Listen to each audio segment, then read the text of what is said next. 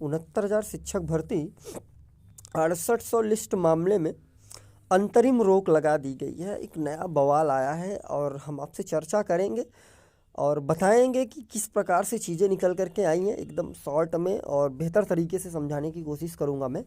और एक चीज़ आपको और बता दें कि इस 6800 लिस्ट का जो भविष्य है वो कैसा है, इस पे भी वार्ता करेंगे आप सभी से।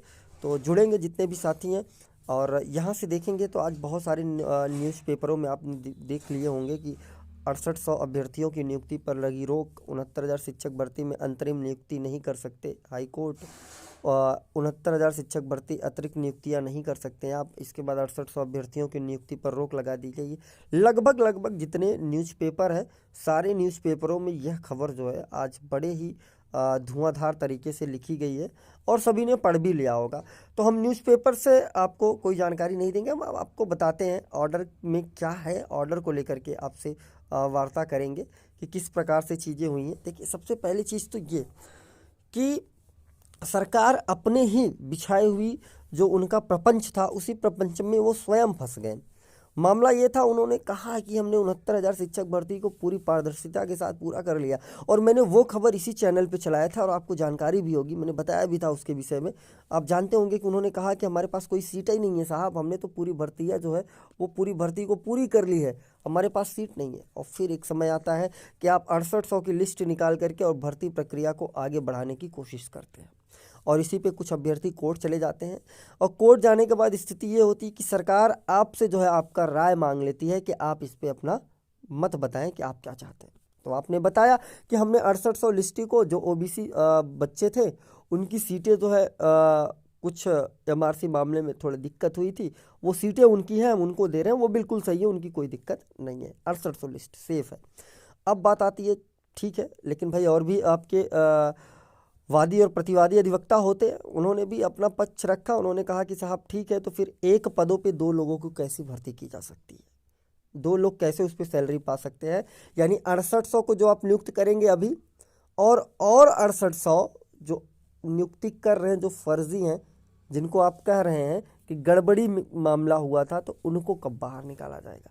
यही मामला फंस गया है और इसी मामले के लिए कोर्ट ने बड़े ही साफ शब्दों में ये कह दिया कि आप दो न्यूज़पेपरों में इख्तियार दीजिए और उनको नोटिस कराइए कि वो आए और अपना पक्ष अगर रखना चाहते हैं तो रखें, वो क्या चाहते हैं। तो कहीं ना कहीं कुल मिला जुला के इस लड़ाई को और भी खींच दिया गया और जो 6800 लिस्ट मामले में जो अभ्यर्थी हैं जिनकी नियुक्ति होनी थी, जिनकी कोई गलती नहीं है, ठीक है, क्योंकि भाई उनको सरकार दे रही तो सरकार किसी को नौकरी देगी, कौन नहीं चाहेगा कि हमें नौकरी ले, ठीक है।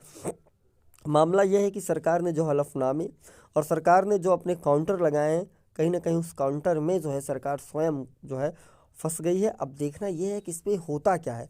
अच्छा, एक चीज़ और, अगर सरकार चाहे तो ऐसे मामलों को आराम से निपटा सकती है। अगर नियुक्ति प्रक्रिया की बात करी जाए तो सरकार चाहिए होती तो नियुक्ति कर देती, उनको नियुक्ति करने में केवल 2 से 3 दिन का समय लगता है भाई। लेकिन कहीं ना कहीं मामला आज फंसा है तो इसकी देन माननीय सरकार की भी है, क्योंकि ऐसे चीज़ें निकल कर के आती हैं जिसकी वजह से दिक्कतें हो जाती है। हालांकि इस सब का केवल मानसिक प्रताड़ना जो है वो सिर्फ अभ्यर्थियों को झेलना पड़ रहा है। जैसे आज आंसर की प्रकरण में तमाम लगभग 1000 अभ्यर्थी झेल रहे हैं, 1 नंबर पास होने के बाद भी बेचारे आज नियुक्ति प्रक्रिया के लिए भटक रहे हैं। हम लोग पूरी कोशिश कर दे रहे हैं, एड़ी चोटी का जोर लगा दिए हैं कि नियुक्तियाँ करा दिया जाए, लेकिन नहीं, कहीं ना कहीं अभी भी नियुक्तियां हमारी रुकी हुई है। तो कुल मिला जुला के यही न्यूज़पेपरों में है। अब देखना यह है कि सरकार किस प्रकार से नोटिस निकालती है, ये देखने वाली बात होगी, क्योंकि सरकार के को ही सारी चीज़ें करनी है। अब सरकार किन्हें नोटिस करती है, वो 6800 कौन से लोग होंगे, ठीक है, ये बहुत बड़ी बात है, क्योंकि उन्होंने एक बार नौकरी कर रहे हैं वो, और उनकी किसी कोई भी व्यक्ति हो अगर वो नौकरी कर रहा हो, अचानक से ये पता चले कि भाई वो फर्जी है, उसे निकालना पड़ेगा, तो बात समझ रहे हैं कि आप अचानक पैर के नीचे से ज़मीन खिसक जाने जैसी बात होती है। लेकिन बात करें 6800 लिस्ट की तो ये सेफ़ है, इस लिस्ट पे अभी कोई दिक्कत नहीं। बस इनकी नियुक्तियों पे जो है वो अंतरिम रोक लगा दी गई, उनकी नियुक्तियां नहीं की जा सकती तब तक जब तक मामला पूरी तरह से निस्तारित नहीं हो जाता, क्लियर नहीं हो जाता, तब तक प्रक्रिया आगे नहीं बढ़ाई जा सकती। तो यही है संपूर्ण ऑर्डर में। हालांकि उसमें कुछ ऑर्डर्स के जो है वो भी हवाला दिया गया है, ठीक है। 68,500 शिक्षक भर्ती के मामले भी उसमें जुड़े हैं कि ये कि भाई आप 6800 की सीटें लिए हैं इसमें जोड़े, तो उन्होंने साफ मना कर दिया कि हमने 6800 की कोई सीटें नहीं ली हैं। अच्छा, एक चीज़ और हम आप सभी को बता दूं, अगर 69,000 का विज्ञापन आप देखेंगे तो वहाँ लिखा है कि पदों की संख्या घट और बढ़ सकती है। हाँ, घट बढ़ सकती है, लेकिन पार्टिकुलर एक क्राइटेरिया के लिए नहीं।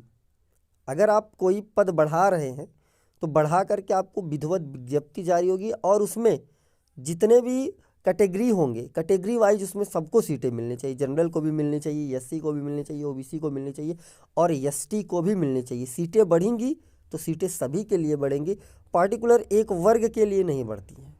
ये मामला है। कुछ लोगों ने कहा कि उसमें लिखा है कि सीटें बढ़ सकती हैं, सीटें घट सकती हैं। हाँ, घट सकती हैं, लेकिन सवाल ये है कि वो सभी कैटेगरियों के लिए बढ़ानी होगी ना आपको। विधिवत जैसे आपने 69,000 के लिए विज्ञप्ति निकाली है, वैसे आपको जो भी पद निकालेंगे उसके लिए आपको विधिवत विज्ञप्ति निकालनी होगी। उसमें 21%, 27% आरक्षण को जोड़ते हुए, एसटी और तमाम चीज़ों को जोड़ते हुए फिर निकालनी पड़ती है। ये मामला होता है कि एक वर्ग के लिए नहीं हो सकता, यहीं से मामला फंसा है। तो ये रही पूरी प्रक्रिया। ठीक है, तो जैसा भी अपडेट होगा मैं बताऊंगा आपको, मिलता रहूंगा। तब तक के लिए आप सभी साथियों का बहुत बहुत धन्यवाद।